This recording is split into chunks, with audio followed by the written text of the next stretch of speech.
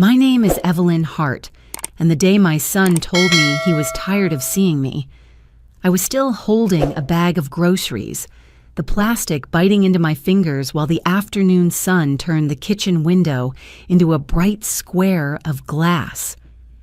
Jason stood in the doorway like he was guarding something precious that didn't include me. "Mom, I'm tired of seeing you every day. Sam is, too. You need to find your own place." He didn't raise his voice. He didn't have to. The tone was flat enough to scrape. I set the milk down and it wobbled against the countertop. The house smelled like dish soap and garlic from last night's dinner. A pickup rolled past and the cabinets rattled just slightly, like the room knew before I did that something had come loose. "Jason," I said, and the name came out steadier than I felt. "This deed still has my name on it." He looked away first. That should have comforted me. It didn't. When I reached my bedroom, I closed the door and pressed my back to the cool wall, the way you steady yourself on a ship when the water changes. I could hear a drawer open somewhere. Sam's footsteps crossing the living room, the click of their phone cameras capturing nothing that mattered. My hands were still shaking, but in that hum under my ribs, the one mothers learn to follow when a fever spikes at midnight or a tire goes soft on the interstate, I found a line of thought that wasn't about pain. If they wanted space, I could give it. If they wanted the house without the cost of respect, they could not. I took my leather notebook from the top drawer and touched the indentation the pen had made along the spine years ago. I wrote one sentence on the first clean page, a sentence I knew would hold. Move without noise. Move with proof. Move once. When I put the pen down, the milk had stopped wobbling. The sun had shifted to a gentler angle across the floor. The ground under our roof was the same, but something essential had already changed. That evening, I met my friend Nora at a coffee shop on the corner of Main and 3rd. The place always smelled like cinnamon, and the college boys behind the counter used an extra beat of cheer like they had a tip jar wired to a smile sensor. Nora slid a cappuccino across to me, then waited. She has known me long enough to know I don't speak until the words are ready. I told her what Jason said. She didn't gasp. Nora never wastes air. She laid her palm on the table, a quiet steadying, and said, "You don't owe anyone proof of your worth. Evie, you own that house." The word own loosened something in my chest. The syllable was small, but it was a door. She called a realtor she trusted, a man named Caleb Rhodes who specialized in quiet sales. Caleb appeared on her phone screen with the practical optimism of someone who has seen the worst mold cleared from old basements. He listened. He didn't interrupt when I explained I wanted privacy and speed and ironclad paperwork. "Here's what I can do," he said. "Pocket listing. 2 families in Maple Ridge with verified cash. We open escrow at Summit Title first thing. Title search. Payoff confirmation, though you said there's no mortgage. County tax verification. HOA if applicable. We keep showings tight. No yard sign. No gossip." He looked directly into the camera. "And Mrs. Hart, we don't move a hinge until you approve every step." The sound of spoons knocking porcelain came and went as he talked, and I found my breathing settling to the rhythm of practical details. "If we do this," I said, "we do it right." He promised me a DocuSign within the hour. When the call ended, Nora reached for the notebook I'd set beside the coffee and slid it back to me. "You'll need that," she said. At home, I spread receipts across my bed, the way people lay out photographs when they're about to paint a wall and don't want to forget why they once loved a color. The sofa invoice from Midwest Home Gallery, the Brewmaster 700 coffee machine warranty, the Japanese knives receipt tucked inside its brittle paper sleeve. My handwriting in the margins from years ago, paid in full, never again, felt like a woman who had been looking out for me long before I realized I would need defending. The house had its own sounds when it was just me in it. The tick of the hallway clock, the hum in the refrigerator when the compressor kicked, the thermal sigh in the ductwork. I sent Caleb the signed listing agreement and texted him 2 lines. "Keep it discreet. I want control of every showing." He answered with a thumbs up, then a message about summit title and escrow opening an order at 8 I liked the word order. It put spine into the task. Before bed, I made a list not of things to take but of proofs to gather. Driver's license, tax records, bank statements for the year, the deed itself. There is a difference between hiding and preparing, and I have never done the first. The following morning, I stood in the kitchen with coffee and watched the light crawl across the tile. Sam came down in scrubs, hair pulled into a tight bun, the same weary I once wore after I'd balanced books for small manufacturers all day and cooked for a family at night. "Morning," she said, without the part where mornings are kind. When she left, Jason's boots still waited by the door where I used to tuck them under the bench for him, a small kindness that now felt like an antique from a country I couldn't visit anymore. Caleb's call came right at 8. "2 buyers want to see it today," he said. "They understand the privacy request. No photos. We'll use my lockbox and I'll be present." I told him yes and sat very still for a moment after we hung up.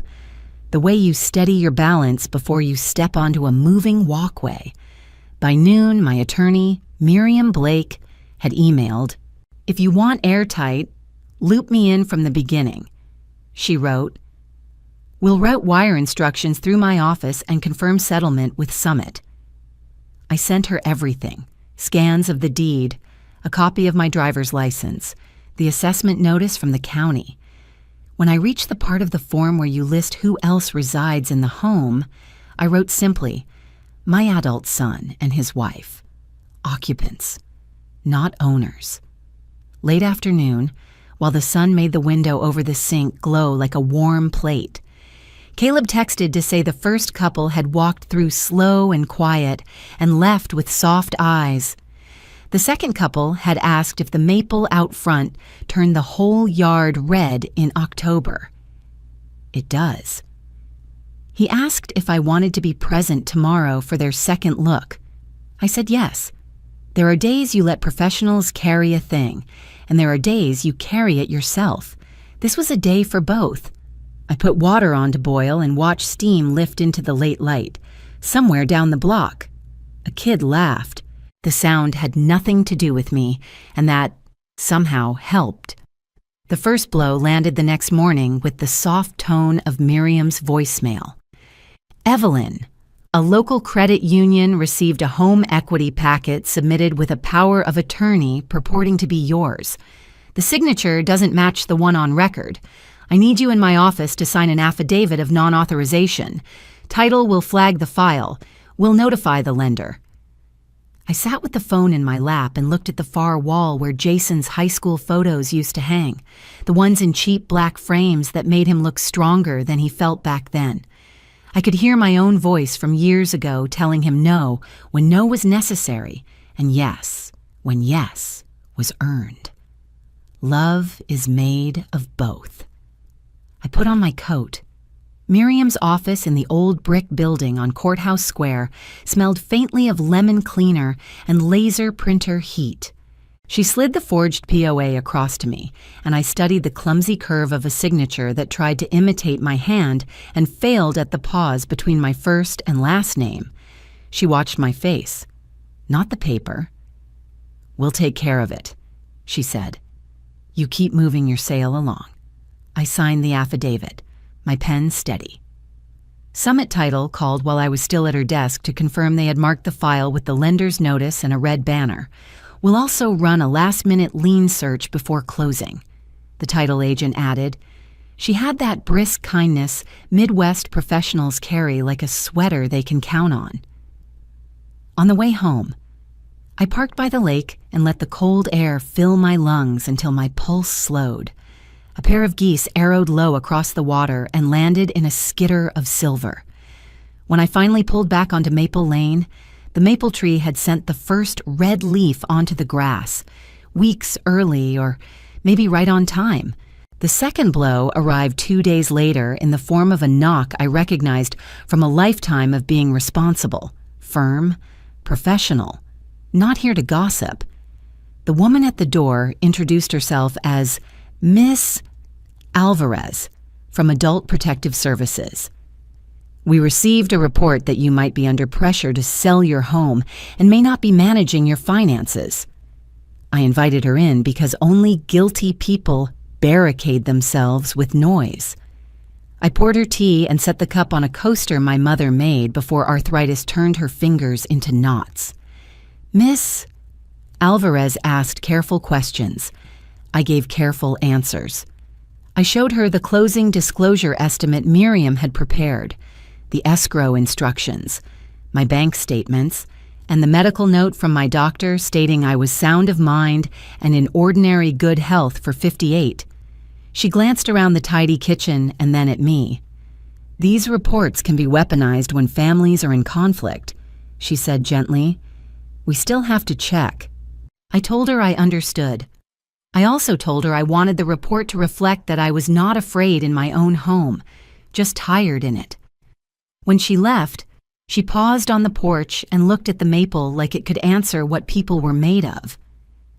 If there are further anonymous complaints, she said, we'll note the pattern. I thanked her and closed the door slowly so it didn't bang the way Sam hates. That evening, Jason stood in the doorway the way he had the first day he called me a problem. His eyes refused my face and studied the floor. There's a lot you don't understand, he said. He smelled like Freon and dust, a workday's scent, and for a second it transported me to a younger version of him in a ball cap, fixing the old window unit in his first apartment, proud as a king over a machine that spat cold air. Then help me, I said, and I meant it. He opened his mouth and closed it again, and the part of me that had held him through croup and heartbreak and bad jobs went very quiet. I can't, he said finally, and left.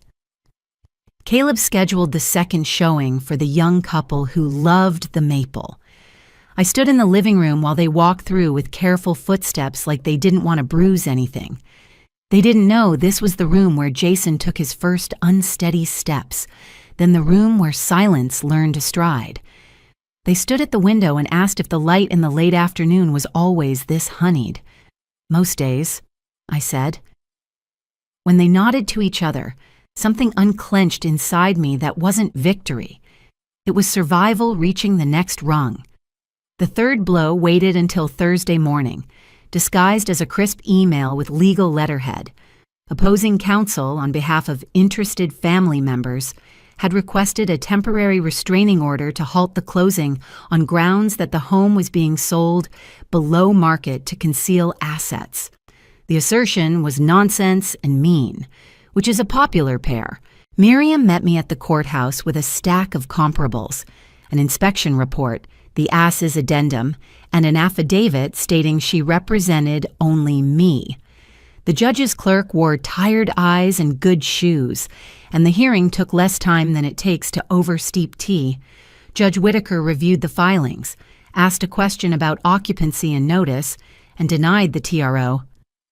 Title can proceed, he said, tapping the file once with his index finger, a sound like a period at the end of a sentence that had run on too long. I walked out under the gray dome of the county building and let the chill hold me. The courthouse lawn was neat as a haircut. When Miriam squeezed my shoulder, I realized that while this wasn't the kind of happiness you take a picture of, it was a kind that lasts. It was the relief that comes when a structure holds, not because it is perfect, but because it is built to bear weight. That afternoon, Caleb called to say the buyers wanted to move up the possession date if title could fund sooner. Summit said if the wire arrived by 11 the next morning, they could record at lunch. Do you want that? Caleb asked. I looked at the maple through the kitchen window. One more leaf had turned. Yes, I said. Let's be done. I set my old set of keys on the counter and ran my finger along the teeth. Keys are such small weapons against the feeling you don't belong where you stand. Still, they open and close what needs opening and closing. I slid them into my pocket and waited for morning. The next morning, Summit Title's office glowed warm under the hanging brass lamps. I signed every page slowly, my pen carving quiet resolve into the paper. The notary stamped, Caleb double-checked wire confirmations, and the title agent smiled. "Recorded by noon," she said. That was it. The house no longer belonged to me, or to Jason. On the drive back, sunlight blinked between passing trees, like Morse code spelling out done. I rehearsed words I knew he wouldn't want to hear. Jason's truck sat crooked in the driveway. When I stepped out, he was already at the door. "You didn't have to humiliate us," he said, voice tight. "Humiliation?" I asked softly. "No, Jason. That's what you did when you forgot who built your foundation." His shoulders sagged. "I just wanted space." "You could have asked for space," I said. "You chose eviction." Sam stood behind him, barefoot, her expression sharp with sleeplessness. "You blindsided us," she snapped. "I warned you with silence," I said. "You just didn't listen." The wind stirred between us like something alive. Then Caleb's sedan pulled up. He climbed the porch steps, folder in hand. "Deeds recorded," he said. "Funds cleared escrow. Buyers arrive at 4. I placed the ring of keys in his palm. The metal was cool against my skin. "Thank you," I said. He nodded, slipping them into his folder as though he were sealing a story that had finally earned its ending. Jason stepped closer, voice lower now. "Mom, wait." He looked younger suddenly, the lines of anger dissolving into something like regret. "I didn't mean for it to go this far." "I know," I said, "but meaning doesn't undo doing." Inside, I moved through each room once more. The echo of my footsteps replaced every memory I didn't need anymore. I picked up my leather notebook, the wooden photo box, and the ceramic mug I'd used every morning for 20 years. I rinsed it, dried it, and left it on the counter facing the window. The simple act felt like a benediction. When I stepped back outside, the maple tree shivered in the wind, scattering red leaves across the steps. Jason watched from the porch, silent. "Where will you go?" he asked. "Somewhere quiet," I said. "Somewhere that remembers kindness." A white minivan pulled into the driveway. A small girl pressed her face to the glass, eyes wide at the house that would soon be hers. We all moved aside as the new family approached, an unspoken choreography of endings. Nora waited by her car. She opened the trunk for my suitcase but didn't speak. Some friendships understand that silence is the most respectful applause. When we turned onto the main road, Nora finally asked, "You okay?" I exhaled. For the first time in a long while. My phone buzzed. A message from Summit Title confirming final wire disbursement. I didn't even open it. I already believed it. We crossed the bridge out of town. In the shallow creek below, a heron stood still as stone, neck poised, patient. Its reflection shimmered but never broke. I slowed the car. "Look at that," Nora said. "I am," I whispered. That's exactly how freedom looks, still but alive. The apartment near the lake faced west and turned golden at the end of the day. The first evening, I put the wooden box on the shelf above the little writing desk and set my leather notebook beside a chipped mug I hadn't thrown out because it fits my hand like a good handshake. I brewed tea and left the window cracked to let in the sound of tires on wet pavement and a faraway train that arrived and left without my help. The next morning, I walked by the water with my coat buttoned wrong and didn't fix it until I felt like it. Somewhere behind me, a runner's breath made the steady hush-hush that reminds you bodies move the way time does. Forward, whether or not you approve. On Sunday, I joined Nora at the community center and let a patient volunteer teach my hands how to center clay. It looked easy until it didn't, until the wobble in my left wrist made the bowl tip. The trick, she said, is to anchor your elbows and lean into it. The clay listens to your steadiness more than your strength. I tucked the sentence into my pocket. On Tuesday, I walked past the title company and smiled at the thought that somewhere in their neat drawers lived a copy of the deed with a different name across it. Proof that recording a change doesn't erase what came before. It acknowledges and moves on. I'm learning from that. Once, while I was trimming herbs on the balcony, my phone lit with Jason's name. I let it ring twice before I answered. Not to punish, just to make sure my breath belonged to me. He said they had found a small rental on the other side of town and asked if I had the receipt for the washing machine. I did. I told him I would scan it and send it. We both hovered in the space where apologies live without legs. He said, "I was angry." I said, "I know." He said, "I didn't know how to say it without making it worse." I said, "You did make it worse." Silence isn't always unkind. Sometimes it's accurate. Then I said, "Because truth is also a kind of mercy. I loved you through a lot, Jason. I won't love you through disrespect." He breathed in, and I could hear him holding it, trying to turn oxygen into something else. "Okay," he said finally. "Okay." That night, I wrote 2 words on a clean page. Day 1. Then I added a third. Again. I'm not naive. I know some griefs don't close. They just become part of your posture. But there are rooms you can stop living in even if your body stays in them. The room where you explain your worth. The room where you apologize for needing air. Before bed, I put the keys from the old house into an envelope and sealed it. I slid it into the small safe I keep at the bank down the street. Not because I might need those keys again, but because they are a piece of a life I lived and finished. You can respect an ending without reopening it.